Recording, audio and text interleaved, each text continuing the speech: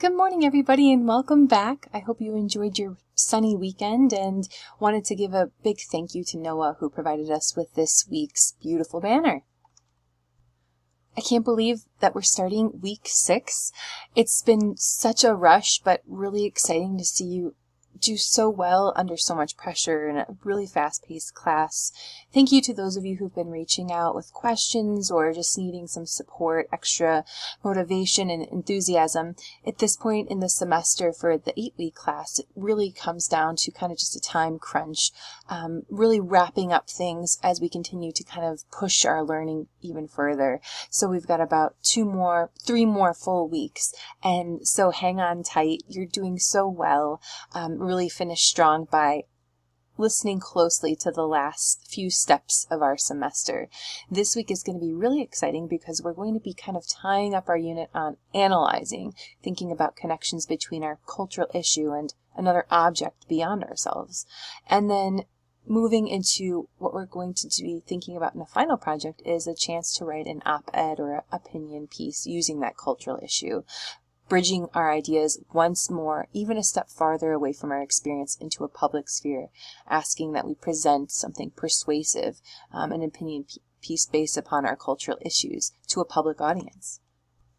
But first, I wanted to hit just very briefly some highlights from last week as we read The Other Steve Harvey, a piece that considered the ways in which this white man's perspective has shifted as a result of him sharing a name with this TV personality, Stephen Harvey, a black man, and sort of the different ways in which his experiences overlap, really shedding light on the ways that discrimination and racism are echoed in his everyday experiences. I really encourage you to look back on this piece, and what I try to do with these pieces is to direct you to not only what the article is saying, but rather how the article is saying it.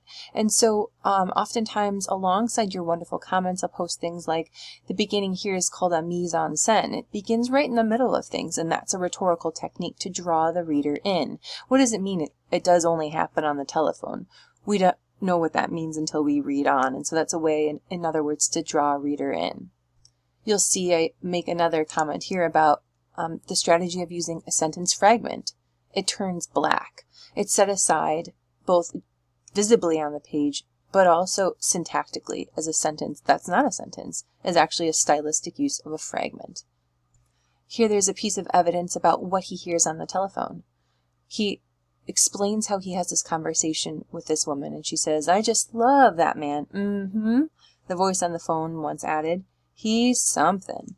And so how does dialogue further this writing? How does dialogue further our own writing, our own experiences? What's the impact of showing us, rather than just telling us that this happened on the phone, that the woman on the other end of the phone seemed to like the popular Steve Harvey personality?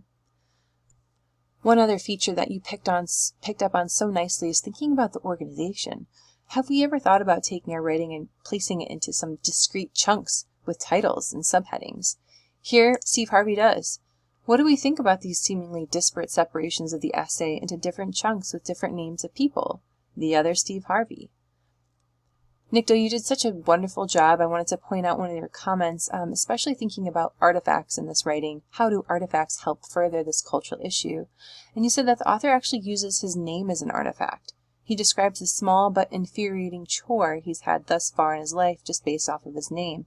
Steve also mentions the fact that he was given up the name before the celebrity, which many have got him confused with. By putting a timestamp in such significant value on his name, it makes for a very unique and interesting artifact. Thank you so much for that observation, Nikto.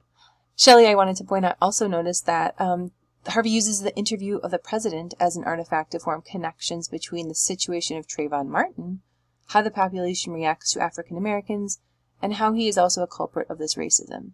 He admits that he is guilty of the same unconscious racism as the rest of the population by locking his car doors when an African American approaches.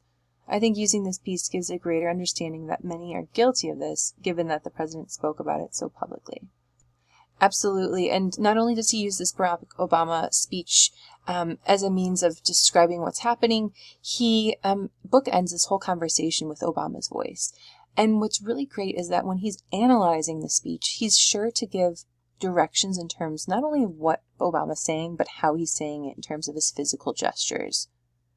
The president said finally, "Who haven't had the experience of getting on an elevator to find a woman clutching her purse nervously and holding her breath until she had a chance to get off?" This happens often.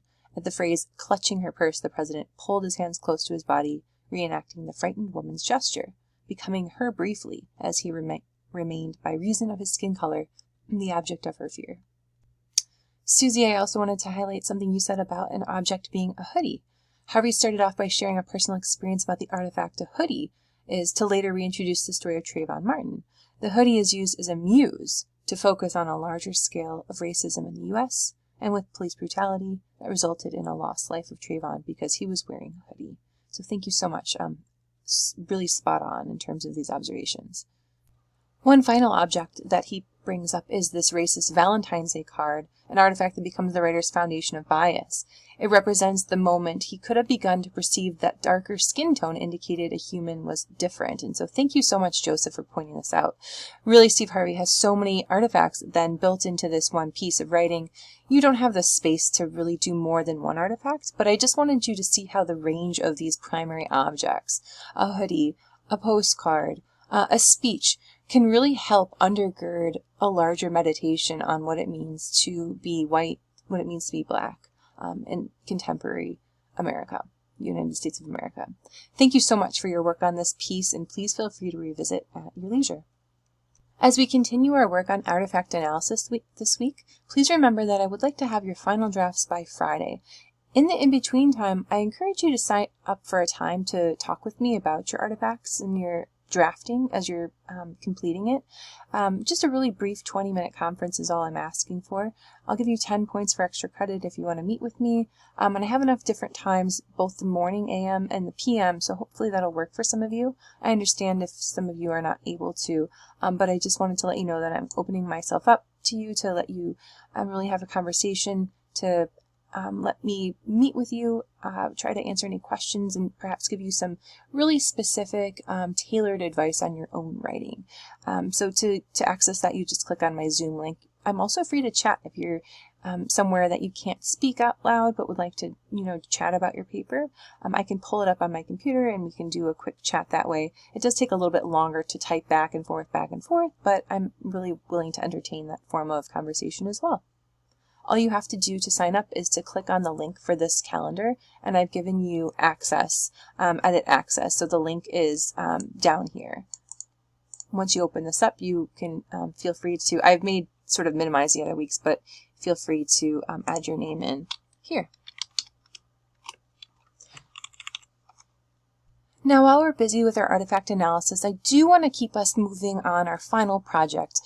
Just the steps that we're going to take slowly towards that final project, which is going to be an op-ed piece. I'm really excited about this project because it doesn't require you to do any kind of heavy research. Rather, it's really going to build from that autoethnography and the momentum you gained at the beginning of the semester and through your artifact analysis.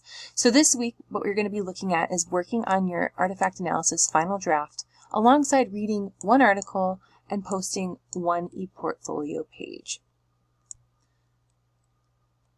The op-ed project is going to be something we'll work on in the coming weeks, and so this week is really just going to be a short brainstorm to get us kind of warmed up for the next project. I'll make sure to share the prompt, our final project, with you next Monday. In the meantime, I'd like you to check out this cool project called the Op-Ed Project, what it is, and what exactly op-ed writing is. What kind of genre is it, and what does it ask a writer to know how to structure and to articulate? And as a means of thinking about op-ed writing, I'm giving you a short reading called Fasting in Ramadan. Now, again, these articles aren't necessarily in terms of content, is something I hope you understand, but really I want us to look carefully about not only what it's talking about, but how it's explaining its content. And so what's really exciting is that this author, Ziba Khan, had never published an op-ed before coming through the op-ed program and project, which is something you'll read about up here. And so this author was not necessarily someone who'd ever written before or published anything before. And she now is actually matched with someone who was a mentor editor at this project and had her published and became just like a a hit the Washington Post's America's Next Great Pundit contest to win a 13-week column in the Post, beating out nearly 5,000 other aspiring writers. And so this person, maybe much like many of you, had a cultural issue that she was interested in, posted an op-ed piece with the help of this op-ed project, and is now a famous writer for the Washington Post. In typical fashion for our collaborative reading, I'd like us to please click on our shared reading. Fasting in Ramadan is as much a mental trial as it is a physical one. Here, the piece is about kind of marrying together this issue, this cultural issue of mental health, and bringing it into the present through this, what's happening in her life, which is fasting in Ramadan. What I'd like you to do is think about the structure of this particular op-ed piece. We haven't really talked about organization or structures intentionally before. But what I'd like us to think about is, as you're reading, can you notice a particular lead in the article? Can you notice where the argument exists? Can you find a potential piece of evidence? Maybe 1, 2, or 3 pieces of evidence. Can you find a conclusion? In one comment, please identify one of these features and explain how it's working in the larger piece. It's a very short reading, and I think it's just really nice to kind of decompose the article before we end up having to construct our own. By Wednesday, please post your 1 comment, and by Friday, please leave 2 replies. The second project for this week is to start brainstorming for our op-ed project. Please begin to build out just 1 new page on your ePortfolio. You can name it Op-Ed Beginnings. And then I want you to kind of provide us with a visual brainstorm of your cultural issue. But what you're going to do is think about how this cultural issue has some importance, some currency in 2023. So in order to do that, you'll have to revise and revisit your cultural issue. Just state exactly what it was that you're interested in, that you're working on, both in your autoethnography and in your cultural analysis. Just a 1-sentence summary of the cultural issue you're identifying. Next, this is the important part, start brainstorming. Where might we see your cultural issue? For example, if I were to write something about struggling with alcoholism while battling its social perception, maybe some current issues that I might find in the news about this topic is it's the beginning of the school year, maybe lots of places of drinking in colleges, fraternities, sororities popping up. We're almost in Oktoberfest, or I guess we are in Oktoberfest in September. It starts early. Our Oktoberfest celebrations and alcohol abuse or alcoholism. How about the pandemic and socialization in drinking? How is that impacting us in 2023?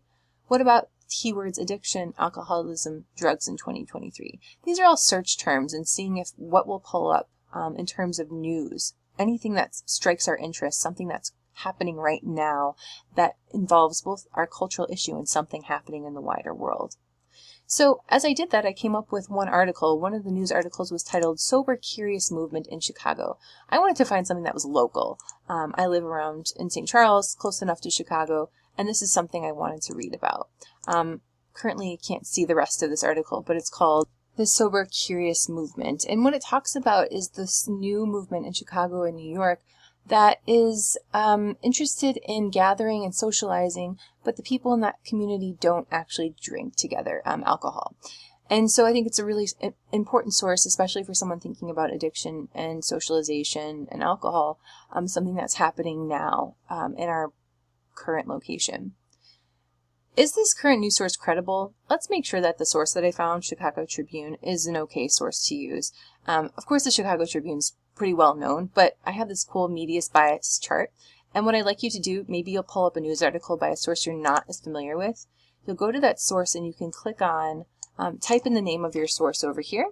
So Chicago Tribune, and it'll place it on a plot graph that shows you where, in terms of liberal or conservative, your particular source falls. And so here I'm looking at political biases, and I can see that the Chicago Tribune is in this section called middle or balanced bias. And so this is probably a good source to be using. If your source has something interesting to say, but doesn't fall around this area, maybe trade up for a different kind of news source that covers the same topic. Please follow the rest of these brainstorming steps and share them with us by Wednesday as you post a new page on your ePortfolio page. Provide a summary, draw connections from the article to your cultural issue. Here's the example. And then create some kind of a op-ed position. What position do you take on what you've read and your cultural issue together? Thank you so much for listening, and I can't wait to talk more with you.